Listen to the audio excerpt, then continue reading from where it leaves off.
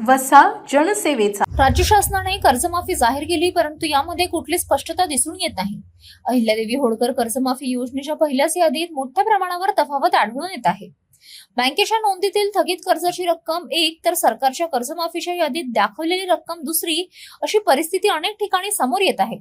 त्यात भर म्हणजे बँका उर्वरित रक्कम भरण्यासाठी शेतकऱ्यांवर दबाव आणत आहेत। त्यामुळे राज्यभरातील शेतकऱ्यांमध्ये संभ्रम आणि संतापाचे वातावरण निर्माण झाले आहे। शासनाने याबाबत आपली स्पष्ट भूमिका जाहीर करावी व शेतकऱ्यांना दिलासा द्यावा, अशी मागणी क्रांतिकारी शेतकरी संघटनेचे नेते रविकांत तुपकर यांनी केली आहे। शासनाने त्वरित भूमिका जाहीर करून सरसकट कर्जमुक्ती न केल्यास राज्यभरातील शेतकरी रस्त्यावर उतरतील, असा गंभीर इशारा देखील तुपकर यांनी दिला आहे। या कर्जमाफीबद्दल सांगताना रविकांत तुपकर यांनी म्हटले आहे की राज्य शासनाने जाहीर केलेली कर्जमाफी शेतकऱ्यांना गोंधळात टाकणारी ठरत आहे। शासनाने जाहीर केलेल्या कर्जमाफीच्या यादीमध्ये शेतकऱ्यांच्या नावे असणारी रक्कम आणि प्रत्यक्ष बँकांच्या यादीमध्ये शेतकऱ्यांच्या नावावर असणारी कर्जाची रक्कम यामध्ये मोठी तफावत दिसून येत आहे। म्हणजे यादीत 70,000 दिसतात, तर बँकेत ती थकीत कर्ज रक्कम 1.5 लाखापर्यंत आहे। अशा परिस्थितीत बँकेचे अधिकारी शेतकऱ्यांना वरील पैसे रोखीने भरण्याचा आग्रह करीत आहेत।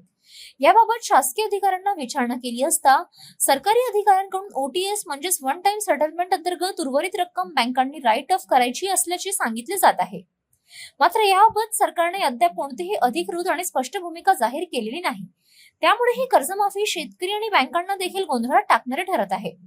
31 सप्टेंबर 2021 पूर्वी एनपीए झालेल्या खात्यांना 35%, तर 30 सप्टेंबर 2022 रोजी पर्यंत एनपीए झालेल्या खात्यांना 45% आणि 30 सप्टेंबर 2023 पर्यंत 55%, 30 सप्टेंबर 2024 पर्यंत 70% व 30 सप्टेंबर 2025 पर्यंत एनपीए मध्ये गेलेल्या खात्यांना 85% अशा टक्केवारीनुसार थकीत खात्यांमध्ये सरकार थेट पैसे भरणार असल्याचे सांगितले जात आहे। परंतु सरकारने जाहीर केलेल्या याद्यांमध्येच कर्जाच्या आकड्याबाबत मोठी तफावत असल्याने शेतकरी संभ्रमात असून शेतकऱ्यांमध्ये तीव्र रोष निर्माण होत आहे। कर्जमाफीच्या नावाखाली शेतकऱ्यांची आणखी एकदा फसवणूक होण्याची शक्यता या प्रकारातून दिसून येत आहे। त्यामुळे शेतकरी प्रचंड संतापला आहे। शासनाने आपली याबाबतची भूमिका स्पष्ट जाहीर करावी, अन्यथा शेतकरी पुन्हा एकदा रस्त्यावर उतरेल, असा इशारा देखील रविकांत तुपकर यांनी दिला आहे। अहिल्यादेवी होळकर कर्जमाफी योजनेची पहिली यादी बँकांमध्ये आलेली आहे आणि या यादीमध्ये प्रचंड मोठ्या प्रमाणामध्ये घोळ आहे। उदाहरणार्थ, एखाद्या शेतकऱ्याचं बँकेमध्ये थकलेलं पीक कर्ज हे जर 1,25,000 रुपये असेल, तर सरकारच्या कर्जमाफी यादीमध्ये फक्त 70,000 रुपये दाखवलेले आहेत। मोठ्या प्रमाणामध्ये तफावत आहे।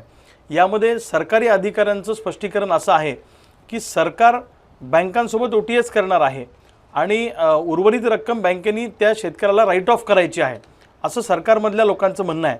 पण याबाबत कुठली सुस्पष्टता सरकारनं अजून केलेली नाही। त्यामध्ये काही अधिकाऱ्यांचं म्हणणं असं आहे की 30/9/2021 रोजी अगर तत्पूर्वी एनपीए झालेली जी खाती आहेत याला 35% रक्कम सरकार देणार आणि उरलेली जी रक्कम आहे ही बँकेने राईट ऑफ करायची आहे। यामध्ये त्यांनी 2022, 2023, 2024 आणि 2025 वेगळ्या वर्षी थकीत झालेली जी पीक कर्ज आहेत त्याच्यासाठी 55%, 70%, 85% रक्कम सरकार देणार असं म्हटलेलं आहे। परंतु या बाबतीतली कुठलीही सुस्पष्टता सरकारने केलेली नाही आणि बँक सिटी न्यूज